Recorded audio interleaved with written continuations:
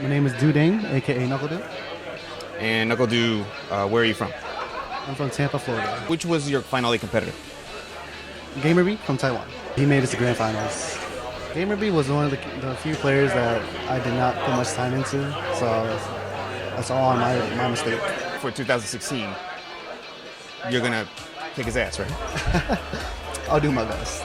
Is there anything that you're going to do differently for 2016? EVO. Yeah, I think this EVO proved that hard work does pay off.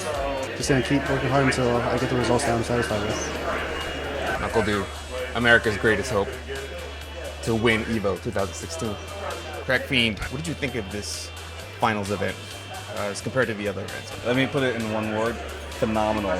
I think it was the first time that Street Fighter 4 has finally showcased the footsies, the mind games, the depth of the game. Seeing how this affects the players mentally. I mean, like some of these cats that never get emotional in a tournament, today we saw them get emotional. Every year is going to be a little bit different, right? New technology is going to be invented. The tiers sometimes change. You saw a lot more counter picks this time around than you have seen in previous years. Less character specialists. People are now realizing that you have to play multi-characters to be able to deal with different situations, different angles, different rhythms. And so this year we got to see a lot of that showcase. We are going into the last game, Momochi's up around.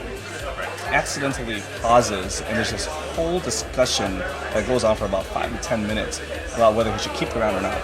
They were arguing, they were trying to state the case, and that built a lot of tension. You saw the crowd just like booing when they announced that according to the rules, they were disqualified.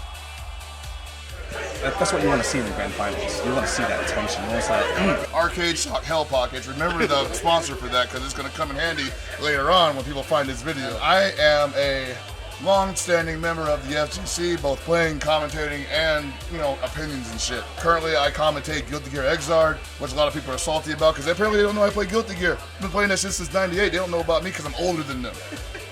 Get on my level, Junior. This is my, fourth EVO appearance. First EVO appearance was back in '09. I played some Blaze Blue. Then we came back in 2012 when Caleb 13 dropped was big. 2013, got banned from commentary because I said fuck on the air. Back in 2015, commentating Guilty Gear, blew that shit up in the morning, 9 a.m. Who else does that shit? Hell Pockets, sir. So besides your awesome commentary and amazing honesty, did you think that it lived up to the hype in 2015? I mean, I think the matches lived up to the hype. You definitely saw a lot of people just like putting it all out there, leaving it all on the field. That's pretty much what EVO's all about. That's pretty much what every FGC major and tournament is all about. Right down to your local, arcade tournament. People are just gonna give everything they have, either to get better or beat the guy next to them. That's why we do this, to be the best. We have to branch out. There are people who want to be interested in these games, but they don't know anything. So we got to talk to them. We don't need to talk to people who already know everything. You already bought the game. Why aren't we selling it to you? So would you say that in order to grow the community, there needs to be, say, sometimes of ambassadors and sometimes of evangelists that actually go out there and preach the gospel of this? There needs to be somebody who, understands that it's okay not to know something, Like, we live in such a very tight-knit community, despite, the infighting, that, everybody assumes that everybody who's in this knows everything. They're here to learn. So teach them. If you know something, teach somebody. You don't have to be good at it. You don't have to even be able to talk. If you can write that shit down. Do you have an opinion about why the Japanese and South Koreans are so good at this game? And they're always in the top 8?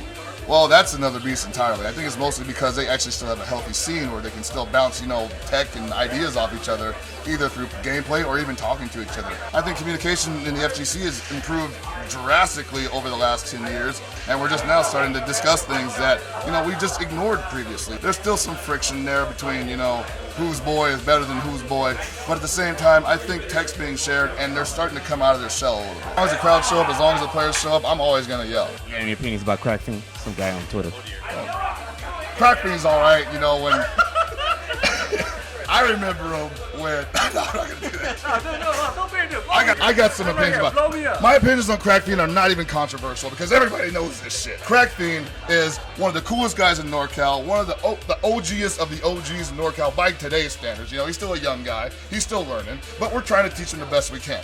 Anyway, go back a real long time with this guy. One of the best people I know in the FGC has the best ideas to improve the scene. I can't think of a better guy to actually share opinions and ideas with, because he's actually going to listen, and he's actually going to offer insight and rebuttals. So salty.